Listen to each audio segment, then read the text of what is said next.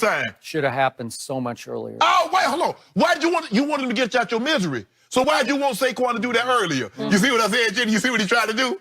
He wanted his team. You thought the Eagles were going to lose and the Cowboys get in. I picked the Giants. But you Eagles. But you also picked Washington. Yeah. You picked Washington. Yeah, because I needed my team to lose, so there would leave no doubt in Jerry's mind, it's over for Jason Garrett. He has been my nightmare since 2011. I've tried to get him fired. It's years now. It's 7 years of misery with Jason Garrett.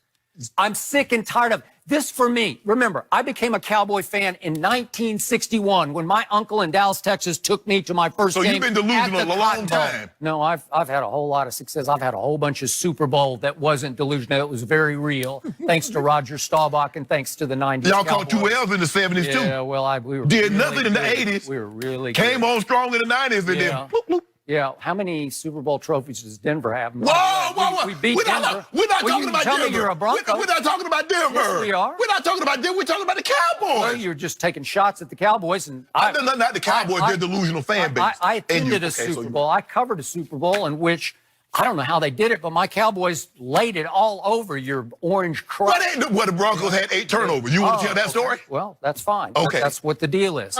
So the point was, I needed my team to get blown out yesterday because it needs to be over. And again, because I've been a fan for so long, trust me, in all those years, I have never had a more frustrating, tormenting, haunting, finally torturous ride of a season that was so hard to stomach more than this season. This is the worst ever by far, and I just needed it to be over. So I needed them to lose to the Redskins. I wanted the Redskins to rise up and try to save Bill Callahan as the interim coach, and maybe Dan Snyder would have overreacted and said, oh, maybe it's Bill Snyder, but it sounds like he already had a deal in place for Ron Rivera because they've already announced. Dan Snyder, you mean? I mean, Dan Snyder, yeah. So that's the point. But Skip, I told you, your Cowboys are front runners. Yeah. And what did we see? The same thing we saw against the Eagles. They get out to a lead, Jenny, they start striking up the band and everybody dancing, Zeke eating, Dak running around, he's slapping 5 with everybody, and they go out to this big lead.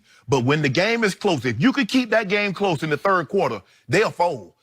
Really? Like a banquet chair at the end of the night. Really? Are we talking about the same quarterback, Dak Prescott, who over his first 3 years in the National... Wait! It is my turn. Okay. Who in his first 3 years with the Dallas Cowboys led the National Football League in fourth quarter comebacks? That guy? Is that the guy who will fold like a, what'd you call it? Like a banquet chair at the end of the night. Okay. I'm talking about the guy this year. In 2019, Jenny, that was 1-6 against winning teams. I'm talking about that guy. So you tell me, Skip, you always say, why you got to live in the past? I'm not talking about 2016, 2017, 2018. I'm talking about 2019. What did he do this year? Well, he put up great numbers. We'll talk about this in a moment. But to your point, my team was favored to win 15 of 16 games. And I am so sick and tired of hearing commentators on every network I flip around to watch. They all say, oh, this is the most talented team in football. Pro Football Focus through the whole year said best team in football was the Dallas Cowboys.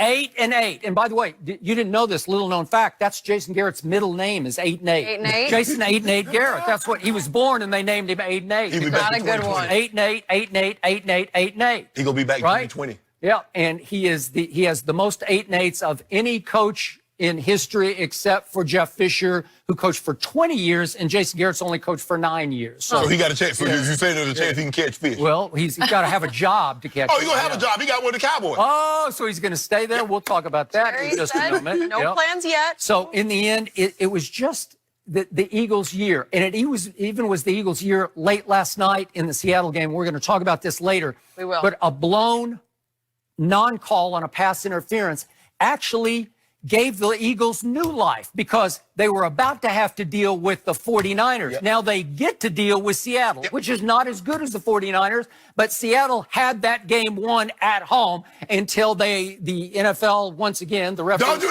that, stop it. They blew another one that completely changed the landscape in the NFC playoff structure. It did, and we're going to talk about that, the call, and some of the things that Seattle did. But Skip, let this sink in.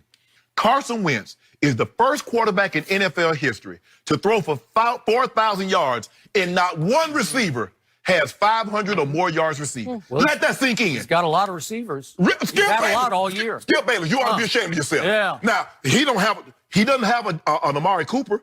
He don't have a Michael Gallup. He don't have a Randall Tex Cobb. I'm out. We didn't have an Amari Cooper in 8 road games. Oh, my Well, God. we just didn't. I couldn't even find him. Now, last year, the very guy that says, Amari Cooper changed my quarterback's Well, I life. told you that. Okay, so now you don't want him. Well, I don't know. I'm not sure they want him anymore. Okay, well, let him go. Yeah. Let him go. Well, they might have to. They just might have Go to. on and get because your he's money. gonna want way too much money. Skip, at some point in time, and I told you this, if you remove, Job, you know the story. If you remove the hedge, he will curse his very maker. Yep. Now, all that around him, he got Amari. He got Michael Gallup. He got Cobb. 3 offensive linemen is going to the Pro Bowl. Zeke Elliott going to the Pro Bowl. 4th in the league in rushing. That guy on the left, walking to him Wentz, is down. His top 2 backs, gone. Back up, guess what? Undrafted free agent, Boston Scott. Okay, my wide receivers that I was counting on, D-Jack, Alshon, Aguilar. Skip, I'm doing this with undrafted free agents, guys that were on the practice squad. Hey, Greg Ward Jr. is really good. He's better than Aguilar. Okay. But And I got to tell you, Boston Scott gives them some electrical pop that even Miles Sanders couldn't give them. He's pretty good. Stop it. No, I'm starting it. So Well, in you other know words, it. are you saying Greg?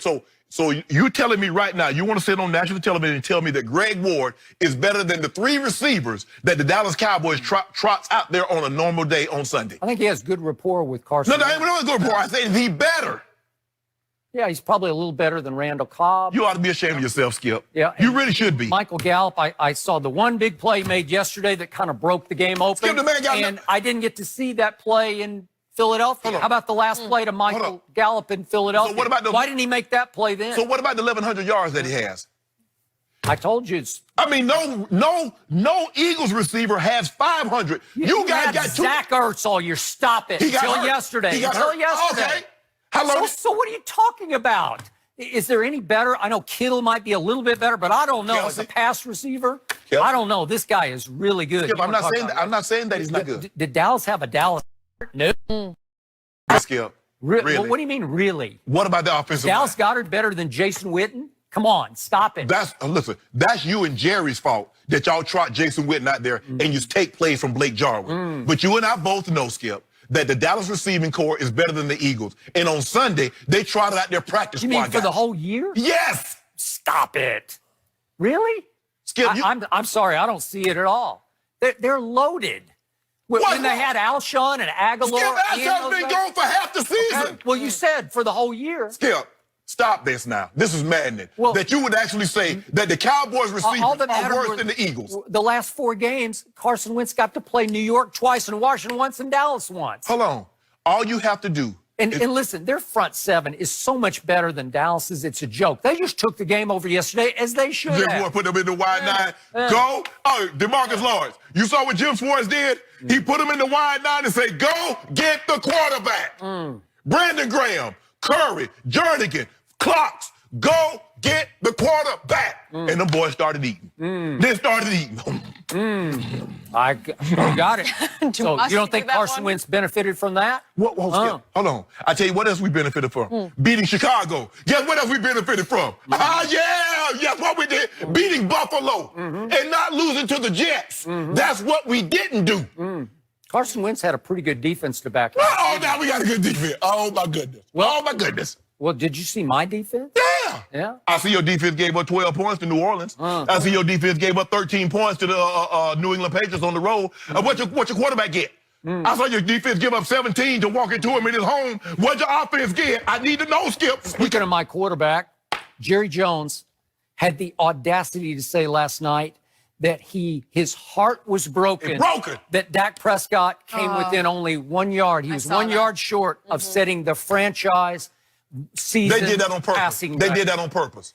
In 1 yard, and I'm thinking, just stop it. This is exactly what's wrong with Jerry Jones and the Dallas Cowboys. Who cares about some franchise passing record They did that when on you purpose. went 8-8? Yeah. I don't want to hear a word about it because it just doesn't matter. It does matter. If Dak Prescott were retiring and he was one touchdown pass short of the all-time record, No. I'd say, oh, your heart is broken over that one. Jenny, they knew.